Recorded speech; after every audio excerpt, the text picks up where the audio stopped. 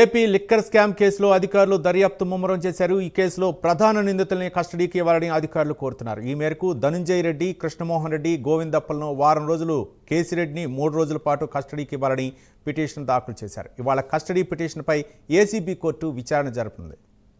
దీనిపై మరింత సమాచారం మా కరెస్పాండెంట్ శ్రీనివాస్ ఫోన్ లైన్లో అందిస్తారు. శ్రీనివాస్.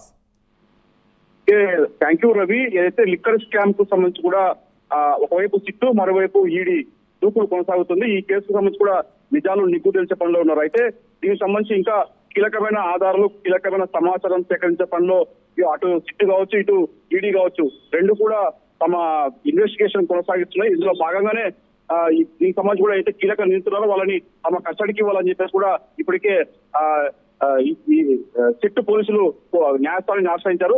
ఈ కేసు సంబంధించి ప్రధానంగా నిందితులు ఎవరు ధనుంజయ రెడ్డి, అలాగే కృష్ణమోహన్ రెడ్డి.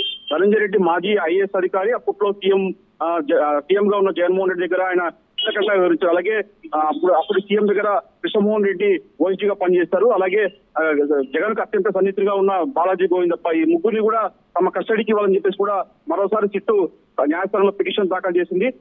అలాగే ఈ కేసు ప్రధానంగా కీలక నిందితుల కస్టడీ రాజశేఖర్ రెడ్డిని కూడా 3 రోజుల పాటు తమ కస్టడీకి ఇవ్వాలని చెప్పేసి కూడా సిట్టు న్యాయస్థానంలో పిటిషన్ దాఖలు చేసింది. అలాగే ధనుంజయ రెడ్డి, అలాగే కృష్ణమోహన్ రెడ్డి, అలాగే బాలాజీ గోవిందప్ప, ఈ ముగ్గురిని కూడా తమకు 7 రోజుల పాటు, అంటే వారం రోజుల పాటు కూడా తమకు ఇన్వెస్టిగేషన్ కు, ఇంట్రాగేషన్ కు ఇవ్వాలని చెప్పేసి కూడా న్యాయస్థానాన్ని ఆశ్రయించింది. దీనిపైన కూడా ఈ రోజు ఏసీబీ, విజయవాడ ఏసీబీ ప్రత్యేక న్యాయస్థానం రోజు విచారించే అవకాశం ఉంటుంది.